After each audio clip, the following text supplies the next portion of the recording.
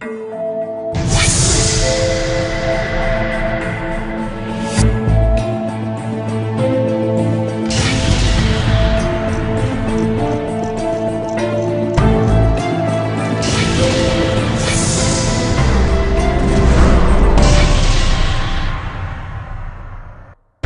सोने जा रहा हूं।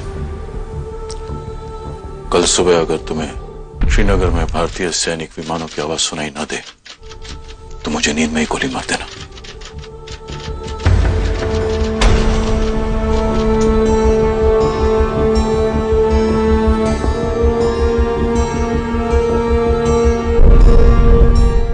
हे जम्मू काश्मीर से महाराजा हरी सिंग ज्यांनी आदेश दिलेला होता की जर भारताचे सैन्य श्रीनगरमध्ये एका दिवसात पोहोचलं नाही तर मला गोळी घालून मारून टाका। अर्थात तशी वेळ कधी आलीच नाही, पण तरीही काश्मीर आजही धगधगते आहे। का?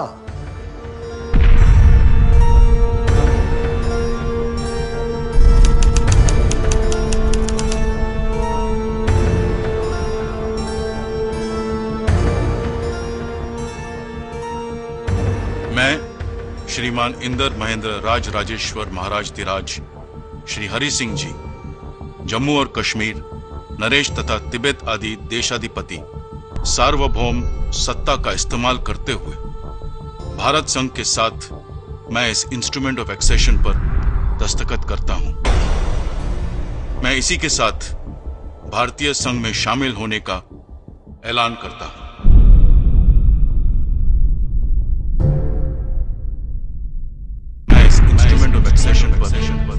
भारतीय संघ में शामिल होने का ऐलान करता हूं।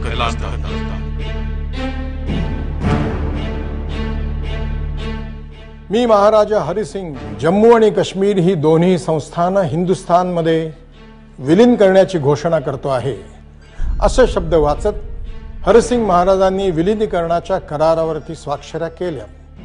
खरं म्हणजे इथेच जम्मू आणि काश्मीरच्या प्रश्नाला पूर्णविराम मिळायला हवा होता, पण तसं घडलं नाही। हा प्रश्न एवढ्या वर्षानंतर सुद्धा अजूनही धगधगतोय।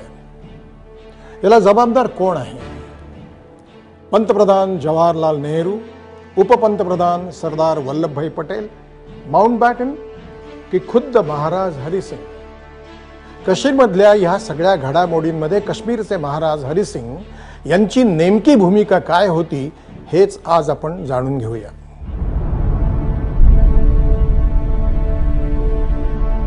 महाराजा हरी सिंग अधिकतर वेळ बॉम्बे रेसकोर्स मध्ये काढत असत किंवा आपल्याच राज्यातल्या जंगलात शिकार करताना दिसत असत।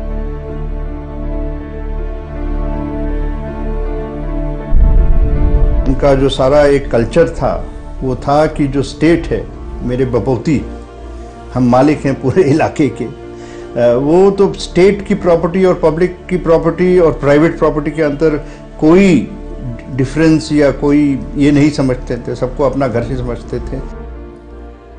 जम्मू काश्मीर हे त्यावेळेस देशातलं सगळ्यात मोठं संस्थान होतं आणि या संस्थानचे राजे होते महाराजा हरी सिंग। ही अशी 565 संस्थानं, नवाब, राजे, महाराजे, राजघराणी त्यावेळेला इथे अस्तित्वात होती। देश स्वतंत्र होत असताना इंग्रजांनी या सगळ्यांना म्हणजे राजा, महाराजा, नवाब वगैरेंना 3 पर्याय दिले होते। ते पर्याय असे की एक तर ते हिंदुस्थानात सामील होऊ शकत होते किंवा पाकिस्तानामध्ये, किंवा स्वतंत्र देश म्हणूनही ते प्रस्थापित होऊ शकत होते आणि यालाच लॅप्स ऑफ पॅरामाउंटसी असं म्हटलं जातं। इतर राजघराणी आणि संस्थानिकांप्रमाणेच काश्मीरचे महाराज हरी सिंग देखील भारतात किंवा पाकिस्तानात स्वेच्छेने सामील होण्यास तयार नव्हते। त्यांना स्वतंत्र देशाचा दर्जा हवा होता। अशा वेळीस माउंटबॅटनने एक शक्कल लढवली। यामुळे भारताचा इतिहास आणि भूगोल पार बदलून गेला। लॉर्ड लुई माउंटबॅटन आणि महाराजा हरी सिंग यांची जुनी ओळख आणि म्हणून ते स्वतः महाराजांना समजावायला काश्मीरला गेले।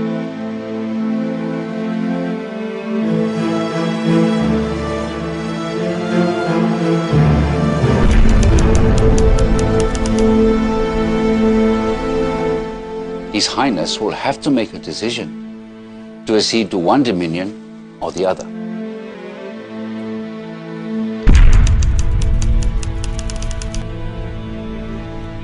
अगर हम आजाद रहना चाहें तो?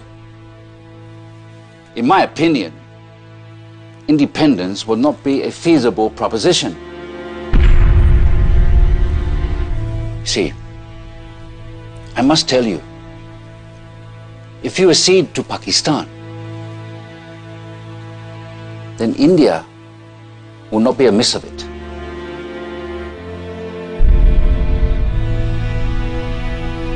I have full assurance on this. But if no decision is taken before 15th of August, it might create a difficult situation for state.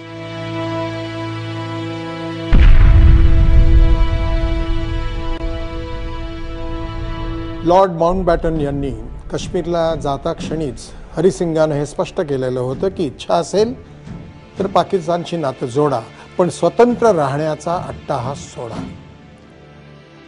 खरं तर माउंटबॅटन काश्मीरला पोहोचल्यानंतर त्याच दिवशी सकाळी महाराजांची भेट घेणार होते, पण त्यांना ही भेट एकांतात घ्यायची होती. राजा हरिसिंग चर्चेकरता आलेच नाहीत. मात्र त्यांनी माउंटबॅटन यांच्याकरता एक चिठ्ठी पाठवली.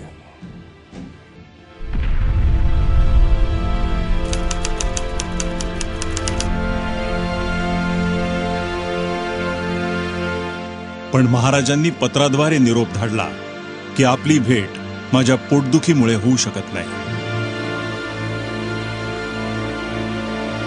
महाराजा हरिसिंग यांनी पोटदुखीचं कारण देऊन लॉर्ड माउंटबॅटन यांच्याबरोबरची ती भेट टाळली.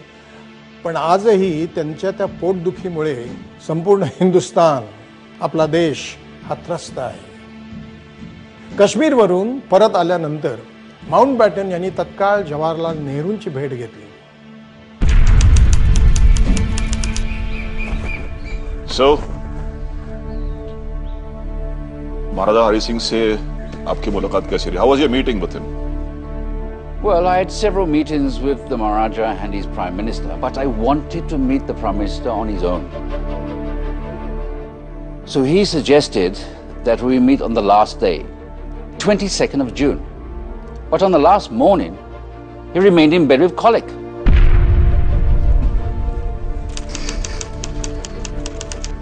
ये भी महाराजा की एक चाल है मिस्टर माउंटबैटन. जब मैं कश्मीर में था और उनसे मिलना चाहता था, तब भी उन्होंने इसी पिंडत का बहाना किया था. He had a big excuse of having a pain in his stomach. महाराजा हरिसिंग यांना बहुधा काश्मीरला स्वतंत्र ठेवण्याचे परिणाम काय होतील याचा अंदाज नसावा. आता देश स्वतंत्र झालेला होता आणि काश्मीर ना हिंदुस्थानात ना पाकिस्तानात विलीन झालेला होता. पण कुठल्याही परिस्थितीमध्ये पाकिस्तानला मात्र काश्मीर हवाच होता. इंग्रज जाता क्षणीच पाकिस्ताननी काश्मीरमध्ये घेराबंदी सुरू केली. पंडित नेहरूंना पाकिस्तानचे डावपेच लक्षात येत होते. पाकिस्तानची पुढची चाल, प्लॅन्स काय असतील, भारताचं त्याला प्रत्युत्तर काय असेल, काय उपाययोजना कराव्यात, याकरता मग नेहरूंनी उपपंतप्रधान सरदार वल्लभभाई पटेल यांचा सल्ला घेतला.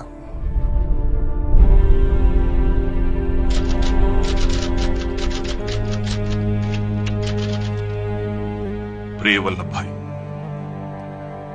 मैं कश्मीर के विषय में आपको लिख रहा हूं. अनेक रिपोर्टों के आधार पर स्पष्ट है कि वहां की स्थिति बहुत ही खतरनाक और बिगड़ी हुई है. पता चला है कि पाकिस्तान की चाल कश्मीर में अभी से घुसपैठ करके बड़ी कार्रवाई करने की है. मुझे नहीं लगता कि महाराजा के पास इसके अतिरिक्त कोई रास्ता बचा है कि शेख अब्दुल्ला और नेशनल कॉन्फ्रेंस के अन्य नेताओं को जेल से रिहा कर दिया जाए.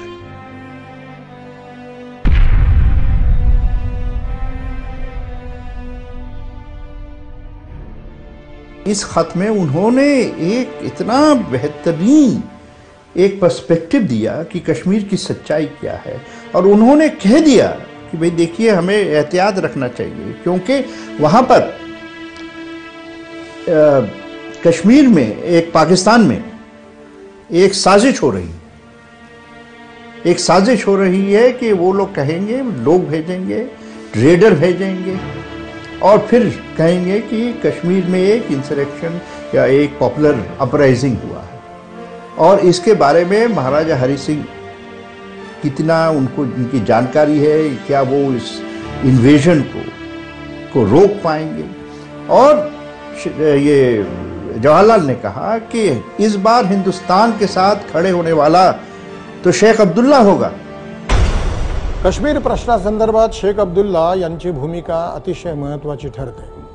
पंडित जवाहरलाल नेहरू आणि शेख अब्दुल्ला हे एकमेकाचे स्नेही। देश स्वतंत्र झाला तेव्हा शेख अब्दुल्ला यांनी महाराजांच्या विरुद्ध काश्मीर छोडो आंदोलन छेडलं होतं आणि त्याकरता महाराजांनी अब्दुल्लांना कैदेत देखील ठेवलेलं होतं। गरीब परिवारातून येणारे शेख अब्दुल्ला यांनी अलीगढ मुस्लिम युनिव्हर्सिटीतून MSc ची पदवी घेतली होती। गाठीशी पदवी असून देखील त्यांना काश्मीर मधली सरकारी नोकरी नाकारली गेली होती। या घटनेनंतर शेख खूप नाराज झाले होते। त्यांनी ह्या मुद्द्यावरून प्रश्न विचारण्यास सुरुवात केली की राज्यात मुसलमानांची संख्या अधिक असूनही संस्थानातल्या नोकऱ्यांवर हिंदूंचं वर्चस्व का तर महाराजा खुद्द हिंदू आहेत म्हणून। महाराजांच्या या अशा धोरणांचा विरोध करून शेख यांनी आपलं अस्तित्व निर्माण केलं होतं। जो उन्होंने लीडरशिप दिखाई एक ऐसे कौम को जो दब गया था, तो उसके फिर वो शेख जो है स्टूडेंट लीडर या लीडर से वो शेर बन गया।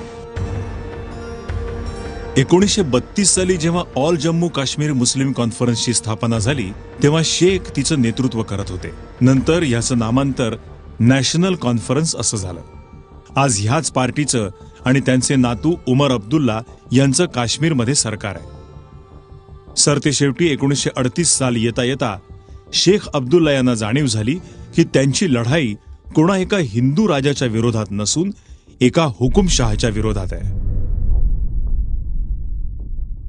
हमें मुस्लिम और गैर मुस्लिम के दायरे में बंदी सांप्रदायिक सोच का अंत करना होगा।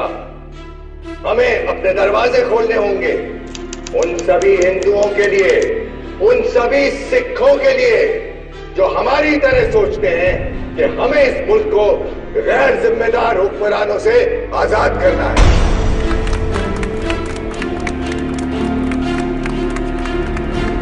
शेख अब्दुल्ला शुरू ही से नेशनल कॉन्फ्रेंस के बनने से लेकर आखिर तक शेख अब्दुल्ला ने एक सेक्युलर प्लेटफॉर्म पर अपनी लड़ाई को लड़ी। कभी भी शेख अब्दुल्ला ने दो कौमी नज़रिए को सपोर्ट नहीं किया। कभी भी शेख अब्दुल्ला ने जिना को कश्मीर वैली में या मुस्लिम लीग को कश्मीर वैली में अपने कदम जमाने की इजाज़त नहीं दी। शेख अब्दुल्ला यांची सेक्युलर आणि समाजवादी विचारसरणीमुळेच काँग्रेस आणि नेहरूंशी जवळीक निर्माण झाली होती। 1946 साली शेख अब्दुल्ला यांनी महाराजा हरिसिंहच्या विरोधात काश्मीर छोडो आंदोलन छेडलं होतं। महाराजांनी सत्ता सोडावी अशी त्यांची मागणी होती। यावर महाराज हरिसिंहनी शेख अब्दुल्ला यांना कैद केलं, पण नेहरूंच्या दबावामुळे महाराजांना शेख यांना 29 सप्टेंबर 1947 साली कैदेतून मुक्त करावं लागलं। तेव्हा भारताला स्वातंत्र्य मिळालं होतं आणि देशाची परिस्थिती बदलली होती। जम्मू कश्मीर में एक बहुत बड़ी समस्या है कि वो भारतीय संघ में शामिल हो या पाकिस्तान में। मैं हिंदुओं और सिखों को आश्वासन देना चाहता हूं कि जब तक मैं जीवित हूं उनकी जिंदगी और उनकी इज्जत बिल्कुल सुरक्षित रहेगी। शेख अब्दुल्ला कभी नहीं चाहते थे कि कश्मीर पाकिस्तान में जाए। ऑप्शन उनके सामने आज़ादी का था नहीं, आइदर एक्सेशन विद इंडिया और विद पाकिस्तान। तो उनकी साफ चॉइस जो थी वो इंडिया थी। कश्मीर की आम जनता भी उनके साथ थी। काश्मीरमध्ये शेख अब्दुल्ला पंडित जवाहरलाल नेहरूंचे खासम खास मानले जात होते। आता नेहरू स्वतः काश्मीरी असल्यामुळे काश्मीर बद्दलची नेहरूंची आपुलकी अनेक वेळेला इतिहासाने पाहिलेली आहे, इतिहासाला दिसलेली आहे। काश्मीरला हिंदुस्थानात सामावून घेण्यासाठी कोणत्याही दबावाच्या विरोधात पंडित जवाहरलाल नेहरू होते. त्यांची इच्छा होती की काश्मीरमध्ये एक लोकप्रिय सरकार यावं. ते असं असावं की जे जनमताच्या आधारावरती आणि चर्चा करून निर्णय घेणारा असावा. मग निर्णय कोणताही असो, पाकिस्तानात विलीन होण्याचा असो किंवा हिंदुस्थानात विलीन होण्याचा असो, तो जनतेच्या हिताचा असावा. पण काश्मीरच्या महाराजांची इच्छा काही वेगळीच होती. राजे हरिसिंग यांना ना पाकिस्तानात सामील व्हायचं होतं ना हिंदुस्थानात सामील व्हायचं होतं. काश्मीरकडे ते एक स्वतंत्र देश म्हणून बघत होते. पाकिस्तानचे जनक मोहम्मद अली जिन्ना स्वतंत्र काश्मीर मानण्यास तयार नव्हते. सगळ्यात आधी पाकिस्तानने काश्मीर बरोबर केलेला स्टँडस्टील करार तोडला, रद्द केला आणि नंतर पेट्रोल, धान्य आणि इतर जरुरी सामानांची रसद बंद केली. सियालकोट ते जम्मू सुरू असलेली रेल्वे सेवाही बंद केली. अर्थ एकच होता, काश्मीरला आपल्या सामावून घेण्यासाठी पाकिस्तान आता ताकदीचा वापर करत होता. याचे संकेत 22 ऑक्टोबरला मिळाले. पाकिस्तानकडून शस्त्रास्त्रांचं पाठबळ मिळालेल्या कबिल्यांनी काश्मीरवर हल्ला केला. हजारोंच्या संख्येने हत्यारांनी सज्ज असलेले हे आक्रमणकारी श्रीनगरच्या दिशेने निघाले होते. दुसरीकडे खुद्द काश्मीर संस्थानात बगावत झाली होती. संस्थानाच्या मुस्लिम सैनिकांनी सैन्य सोडून हल्लेखोरांशी हातमिळवणी केली होती. यामुळे हल्लेखोरांची हिंमत आणि ताकद वाढली. आक्रमणकारी लवकरच मुझफ्फराबाद पर्यंत येऊन पोहोचले होते, म्हणजे श्रीनगर पासून अवघ्या 164 किलोमीटर दूर. ह्यामुळे चिंतातूर महाराज हरिसिंहांनी आपल्या ब्रिगेडियर राजेंद्र सिंह यांना बोलावणं धाडलं. हाँ ब्रिगेडियर, हमलावरों को रोकने के लिए हमें तुरंत निकलना पड़ेगा. मैं भी आपके साथ चलूंगा और हमें किसी भी हाल में कश्मीर को बचाना है. हिज हाइनेस, आपका वहां जाना ठीक नहीं होगा. क्यों, क्या करेंगे वो लोग? मार डालेंगे मुझे? मार डालें तो क्या फर्क पड़ता है? हिज हाइनेस, ऐसा वो कुछ नहीं करेंगे, बल्कि आपके साथ अच्छा सलूक करेंगे और आपके ऊपर यह दबाव बनाने की कोशिश करेंगे कि आप पाकिस्तान में शामिल हो जाए, जिससे वो दुनिया वालों को यह बता सके कि महाराज ने कश्मीर को पाकिस्तान में शामिल कर दिया.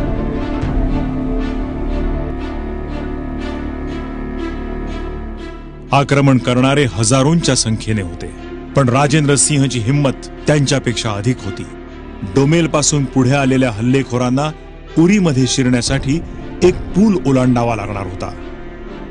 ब्रिगेडियरने सगळ्यात आधी तो पूल नष्ट केला आणि ह्यामुळे हल्लेखोर 2 दिवस एकाच जागी अडकून बसले होते, कारण पुढे जाण्याचा मार्गच नष्ट झाला होता.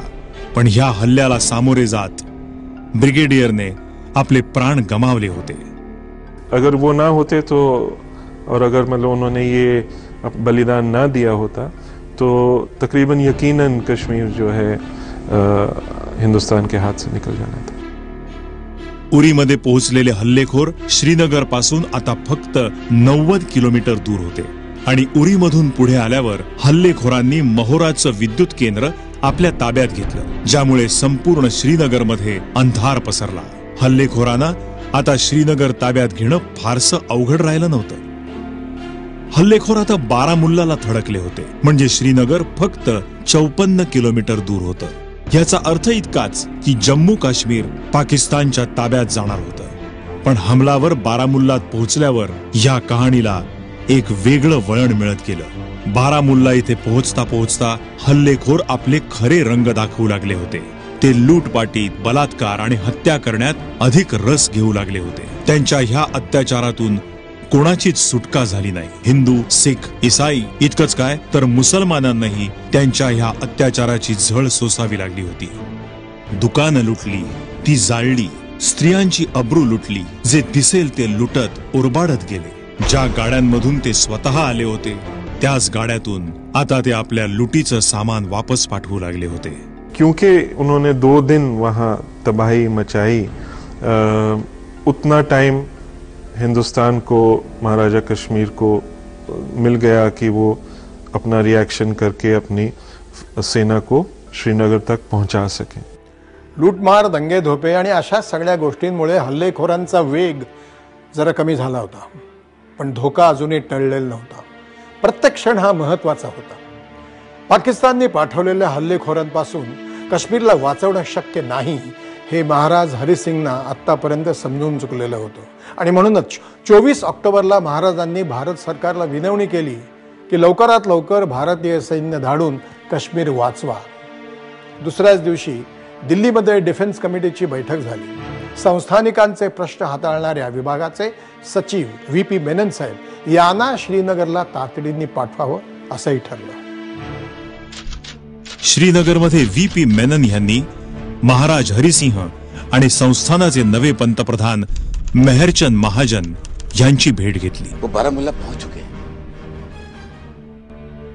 अगर रियासत को बचाना है तो भारत सरकार को जल्द से जल्द कदम उठाना होगा.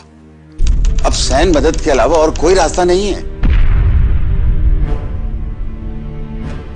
मुझे तो लगता है कि महाराजा को अपने परिवार के साथ श्रीनगर से निकलना होगा और जल्द से जल्द जम्मू के लिए रवाना हो जाना चाहिए.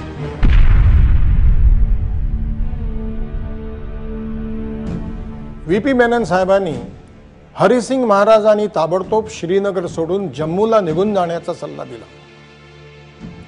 महाराज जर हल्लेखोरांच्या हाती सापडले तर काश्मीर हिंदुस्थानात विलीन होणं केवळ अशक्य होतं हे मेनन साहेब जाणून होते. महाराजांनीही रातोरात श्रीनगर सोडलं आणि जम्मू गाठलं. आणि मेनन मात्र परिस्थितीचा आढावा घेण्यासाठी श्रीनगरमध्येच थांबले. पण हल्लेखोरांनी लवकरच संपूर्ण श्रीनगरला घेरलं आणि मेनन यांनी तिथून काढता पाय घेतला.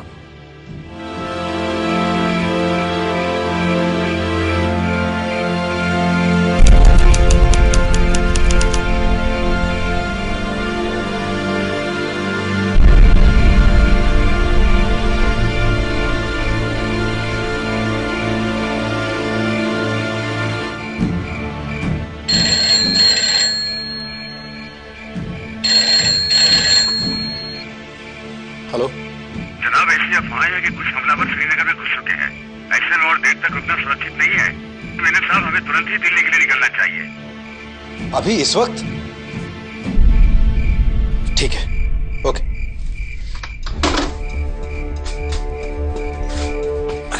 VP मेनन निघण्याची तयारी करू लागले. पण अडचण अशी होती की जम्मूला जाताना महाराजांनी आपल्या बरोबर जवळ असलेल्या सगळ्या गाड्या नेल्या होत्या. मागे ठेवली होती ती फक्त एक जुनी जीप. संस्थानाचे पंतप्रधान मेहरचंद महाजन, मेनन आणि सेनेचे काही अधिकारी कसे बसे त्या जीपमधून विमानतळावर पोहोचले. आता काश्मीर वाचवण्याची जबाबदारी पूर्णपणे दिल्लीत बसलेल्या वरिष्ठ नेत्यांच्या हाती होती. इकडे हल्लेखोरांनी श्रीनगरला घेरलं होतं, पण तरीही माउंटबॅटन ह्या गोष्टीवर अडून बसले होते की आधी महाराजांनी भारतात विलीन व्हावं, मगच त्यांना मदत द्यावी.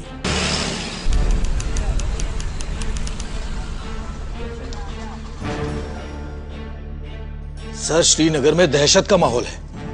हमलावर बारामूला से आगे बढ़ चुके हैं. किसी भी हालत में हमें कश्मीर को कबायलियों से बचाना होगा. कबायलियों को रोकने के लिए बिना देर किए सेना को तुरंत श्रीनगर भेजना चाहिए, वरना सब कुछ हमारे हाथ से निकल जाएगा सर, सब कुछ. But we cannot do that. Kashmir has not yet decided to accede to either India or Pakistan. Therefore, at the moment, Kashmir is an independent country. It would be improper for India to send troops there. महाराजा हर बात के लिए तैयार हैं, लेकिन जो भी करना है तुरंत करना होगा. Well, if the Maratha is so anxious to accede to India, then let him sign the instrument of accession first. Bharat की डिफेंस कमेटी ने यह फैसला लिया है कि भारत की फौज कश्मीर में आपकी मदद के लिए तभी आ सकती है जब आप औपचारिक रूप से इंस्ट्रूमेंट ऑफ एक्सेशन पर साइन करेंगे.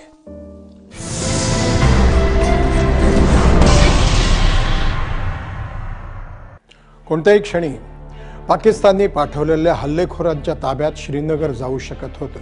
परिस्थिती बिकट असूनही माउंटबॅटन यांनी भारतीय सेनेला काश्मीरमध्ये पाठवायला परवानगी नाकारली होती. या समस्येवर त्यांचं मत असं होतं की काश्मीरला भारताकडून मदत हवी असेल तर काश्मीरला भारतामध्ये विलीन व्हावंच लागेल. माउंटबॅटन आणि नेहरूंचा हा निरोप घेऊन मेहरचंद महाजन आणि व्ही.पी. मेनन लगेच हरिसिंग महाराजांना भेटण्याकरता जम्मूसाठी रवाना झाले.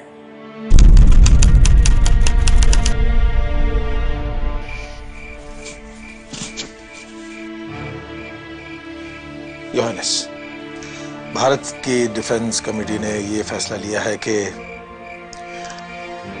भारत की फौज कश्मीर में आपकी मदद के लिए तभी आ सकती है जब आप औपचारिक रूप से इंस्ट्रूमेंट ऑफ एक्सेशन पर साइन करेंगे.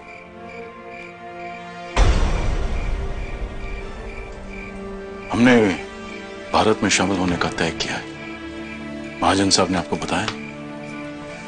Your highness, instrument of accession पर आपके दस्तखत बहुत जरूरी है.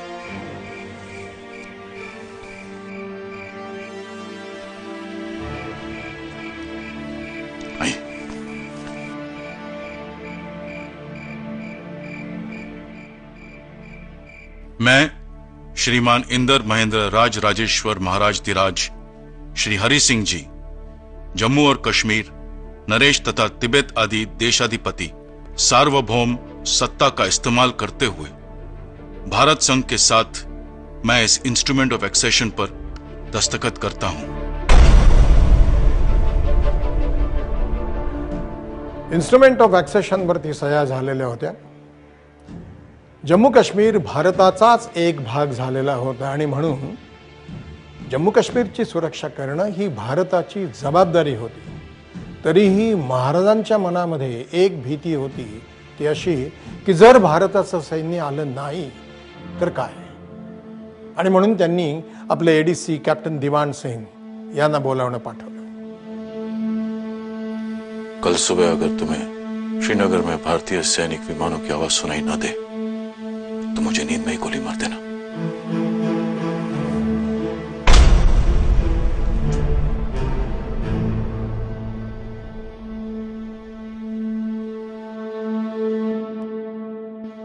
आता निर्णय भारताच्या बाजूने लागला होता. पंतप्रधान नेहरू, सरदार पटेल आणि माउंटबॅटन यांनी सैन्य दलाच्या वरिष्ठ अधिकाऱ्यांबरोबर चर्चा सुरू केली. पण ब्रिटिश कमांडर आपल्या सैनिकांना श्रीनगरला युद्धासाठी पाठवण्यास तयार नव्हते. We are short of time. We do not have enough resources to send military aid to Kashmir. I think we should take into consideration what General Bukhar is saying. It's not going to be easy. आप मेरी बात पे गौर कीजिए general साहब. चाहे कुछ भी हो जाए, हमारे pass पर्याप्त साधन हो या ना हो, लेकिन हमें हर हालत में कश्मीर की रक्षा करनी चाहिए और आपको यह करना होगा, और भारत सरकार इसमें पूरी सहायता करेगी आपकी. और एक बात और, हवाई जहाज से सामान पहुंचाने की तैयारी सुबह तक कर ली जाएगी. It can be a quite dangerous and risky operation. No. Mister Mountbatten, इसके अलावा हमारे पास कोई रास्ता है? ऐसा न करने का मतलब है कि जानते बूझते श्रीनगर में नरसंहार कराना और उसके बाद पूरे देश में सांप्रदायिक विध्वंस होगा, हिंसा होगी. You understand me mister Mountbatten? मेरी बात को समझिए. अगर हमने वक्त से वहां पे आर्मी नहीं भेजी तो श्रीनगर में रह रहे ब्रिटिश नागरिकों को जान का खतरा है. Well, if you're agreeing on the current issue, the present situation, I accept and to consider Kashmir to become part of India. After that, you can send in the troops and deal with other procedures. And I also wish, as soon as the invaders are thrown out, law and order is reinstated and we will have plebiscite.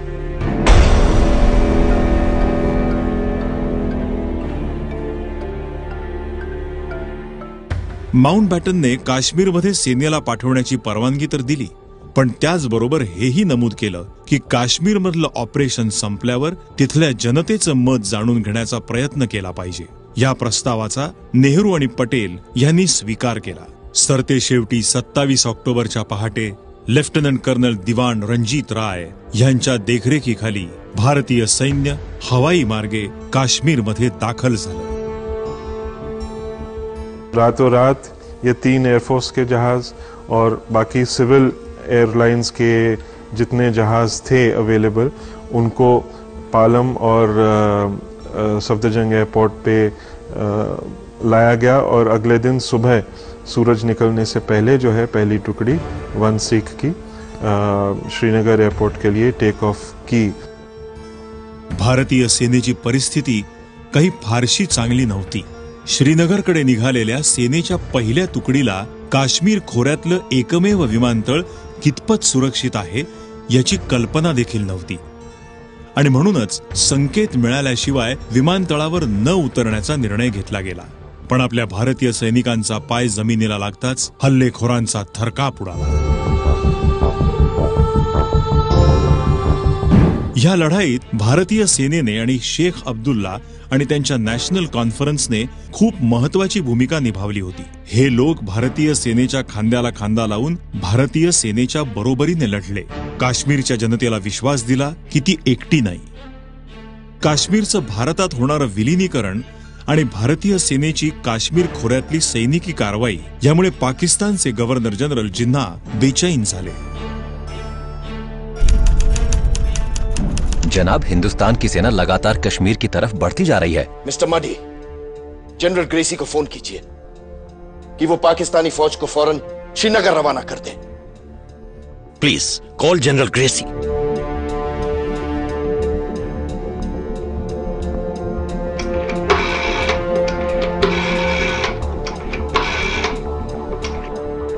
General Gracey, Hindustan हवाई मार्ग से अपनी सेना को कश्मीर की तरफ भेज रहा है.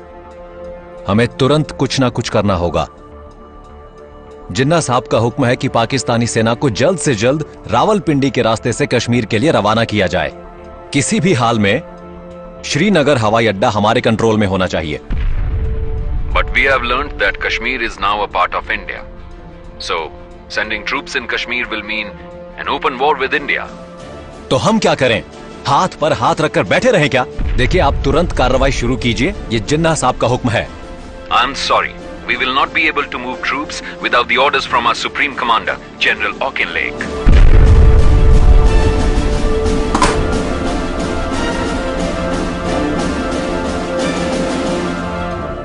हिंदुस्तान की सेना और पाकिस्तान की सेना दोनों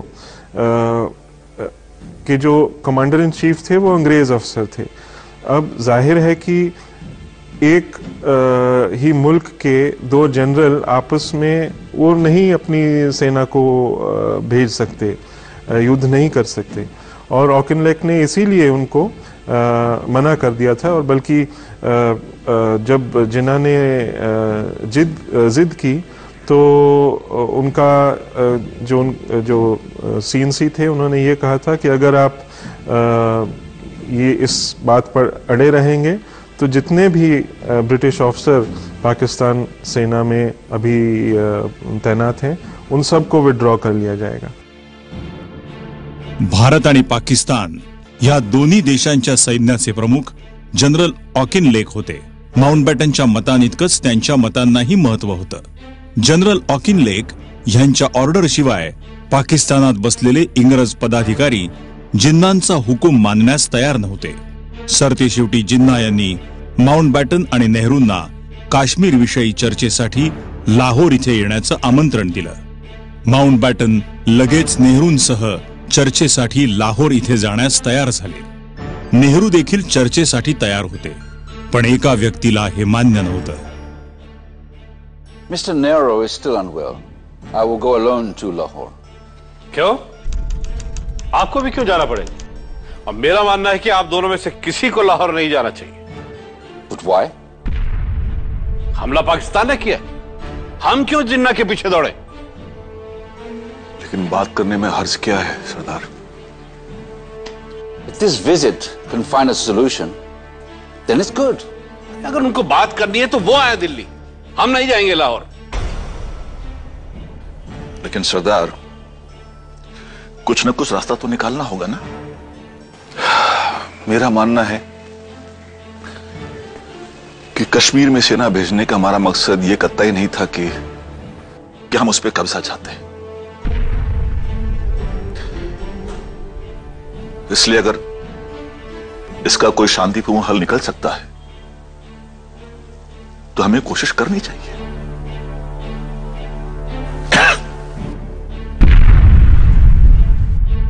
नेहरू आणि माउंटबॅटन पटेलांना समजावण्याचा प्रयत्न करत होते, पण पटेल ह्या चर्चेच्या भेटीच्या विरोधात होते. नेहरू तरीही जाण्यास तयार होते. आजारपणामुळे ते जाऊ शकत नव्हते.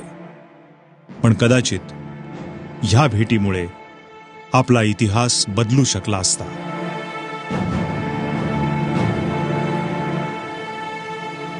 हम इस बात के लिए तैयार हैं कि जब कश्मीर में शांति व्यवस्था और कानून स्थापित हो जाए तो संयुक्त राष्ट्र जैसी अंतर्राष्ट्रीय संस्था की देखरेख में जनमत संग्रह करवाया जाए.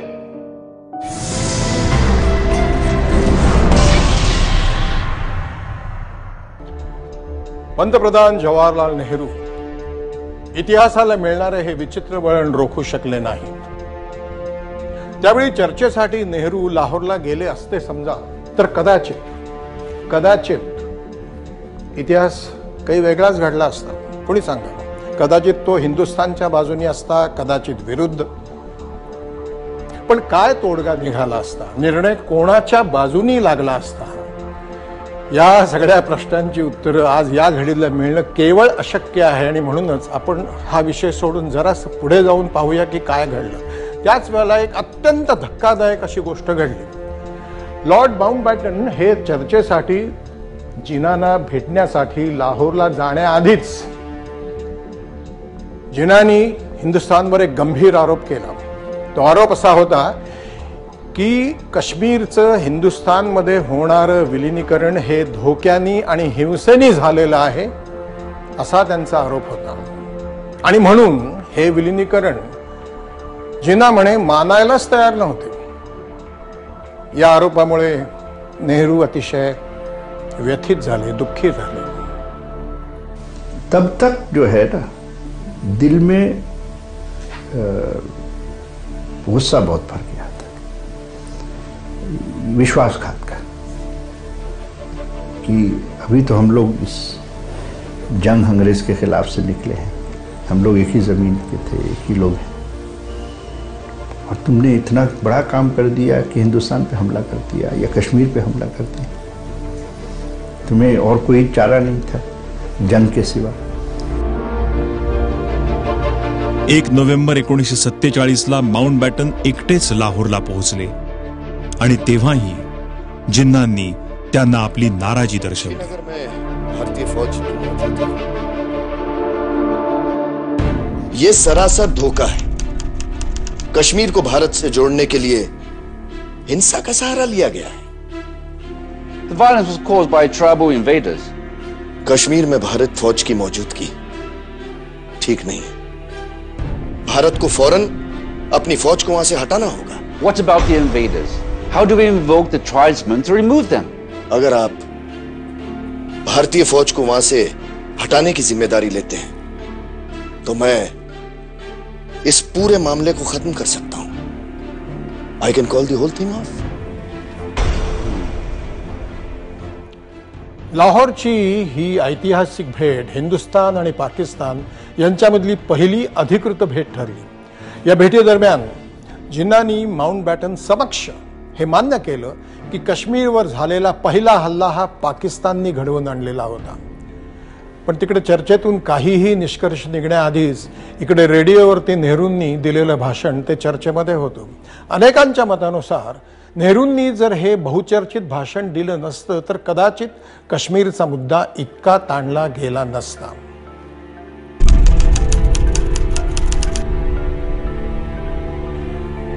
हम इस बात के लिए तैयार हैं कि जब कश्मीर में शांति व्यवस्था और कानून स्थापित हो जाए तो संयुक्त राष्ट्र जैसी अंतर्राष्ट्रीय संस्था की देखरेख में जनमत संग्रह करवाया जाए.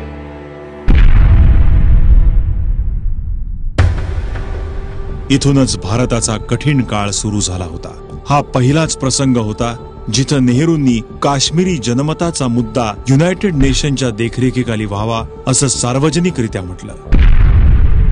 खरं तर हा प्रस्ताव माउंटबॅटननी मांडला होता. आपल्या लाहोर भेटीत त्यांनी जिन्नांसमोर हा प्रस्ताव ठेवला होता, पण जिन्नांना तो मान्य नव्हता. पण माउंटबॅटननी ह्या मुद्द्याला युनायटेड नेशन समोर ठेवण्यासाठी नेहरूंना सांगितलं आणि त्यांनी ते मान्य केलं. जिस हालात में कहा गया था, नेहरू के सामने विकल्प क्या थे? नेहरू ये चाहते थे कि अंतर्राष्ट्रीय जनमत कश्मीर के बारे में भारत के पक्ष में हो, शांतिपूर्ण समाधान कश्मीर का होना चाहिए और उसको प्रमाणित करने का सबसे अच्छा तरीका यह था कि कश्मीर में जनमत संग्रह करा लिया जाएगा और उस जनमत संग्रह में भारत भारी रूप से भारी मतों से विजयी होगा. मगर पाकिस्तान के सैनिक हस्तक्षेप के बाद कश्मीर में निर्भय निष्पक्ष जनमत संग्रह कराना संभव ही नहीं रहा. भारताने 31 डिसेंबर 1947ला संयुक्त राष्ट्रांसमोर पाकिस्तानच्या विरोधात आपली तक्रार नोंदवली. पण नंतर जे काही घडलं त्यामुळे नेहरूंना खूप मोठा धक्का बसला. सुरक्षा परिषदेत अमेरिका आणि ब्रिटन आपले राजनैतिक हित साधण्यात गुंतले होते. त्यांनी भारताने काश्मीरबद्दल मांडलेला मुद्दा बाजूला ठेवला आणि दोन्ही देशांना ते एकाच तराजूत मापू लागले. ब्रिटनचं प्रतिनिधित्व करणाऱ्या मंडळाने तर हद्दच केली. त्यांचं म्हणणं असं होतं की त्यांना मिळालेल्या माहितीनुसार काश्मीरवर हल्ला करणाऱ्यांना पाकिस्तानकडून कुठल्याही प्रकारचं पाठबळ मिळालं नव्हतं. परिणामी सुरक्षा परिषदेच्या अजेंड्यावर काश्मीर प्रश्न आता भारत पाकिस्तान प्रश्न म्हणून ओळखला जाऊ लागला. भारताने ह्याला विरोध दर्शवला, पण राजकारणाच्या या भल्या मोठ्या आखाड्यात भारत खुद्द गुंतला गेला. परिस्थितीत फारसा बदल झाला नव्हता. नेहरूंना पंतप्रधान पदाच्या खुर्चीवर बसून काहीच महिने उलटले होते, पण नेहरूंनी काश्मीरच्या मुद्द्यावरून आपल्या पदाचा राजीनामा देण्याचा विचार देखील केला होता. या संदर्भात त्यांनी माउंटबॅटनला लिहिलेलं पत्र त्याचा पुरावा ठरतो. हाल की घटनाओं को देखते हुए मुझे लगता है कि आपको ये बता देना चाहिए कि सरकार में अपनी भूमिका पर मुझे पुनर्विचार करना होगा. मैंने कश्मीर के लोगों से कई वादे किए हैं और मैं किसी भी हाल में उनके खिलाफ नहीं जाना चाहता.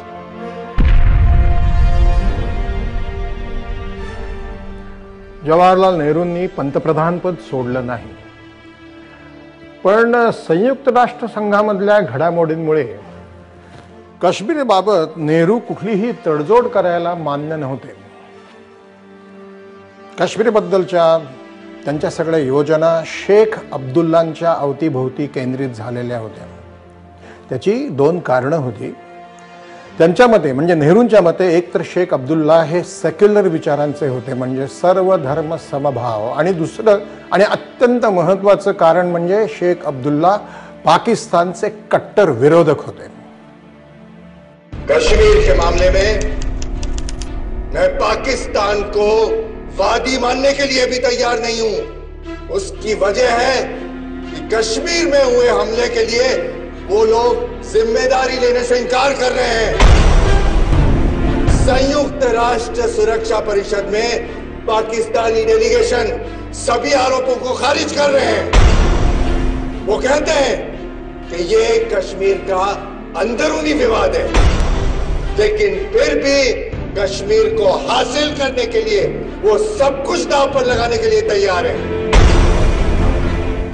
कश्मीर में भारतीय सेना हमारे लोगों की हिफाजत के लिए मौजूद है और वो तब तक वहां रहेगी जब तक हालात नॉर्मल नहीं हो जाते, काबू में नहीं आ जाते. शेख अब्दुल्ला को जिस प्रकार की सपोर्ट कश्मीर में हासिल थी, वो मेरे ख्याल से बहुत कम ऐसे लीडर हिंदुस्तान में पैदा हुए हैं जिनसे इतनी मोहब्बत लोगों को थी. और मैं समझता हूँ कि शेख अब्दुल्ला जो है वो हिंदुस्तानी के साथ कश्मीर का रिश्ता बनाए रखना चाहते थे. कबिल्यांच्या विरोधातल्या लढाईत शेख अब्दुल्ला आणि नॅशनल काँग्रेसच्या भूमिकेमुळे काश्मीरमधलं त्यांचं महत्त्व वाढलं. मार्च 1948 साली शेख अब्दुल्ला यांना काश्मीरचे पंतप्रधान नेमण्यास हरिसिंहना भाग पडलं. दुसरीकडे 13 ऑगस्ट 1948ला संयुक्त राष्ट्र समितीने भारत आणि पाकिस्तानमध्ये युद्धविरामाचा प्रस्ताव मांडला. त्यावेळी भारतीय सेना पुढे कूच करत होती. पण 1 जानेवारी 1949ला भारत आणि पाकिस्तानमध्ये सीज फायर लागू झालं. जेव्हा सीज फायर लागू झालं तेव्हा भारतीय सेनेने पश्चिमेत पूंछ आणि उत्तरेत कारगिल आणि द्रासमधून कबिल्यांना पूर्णपणे पराभूत केलं होतं. पण त्याचा पुढचा भाग अजूनही पाकिस्तानच्या ताब्यात आहे.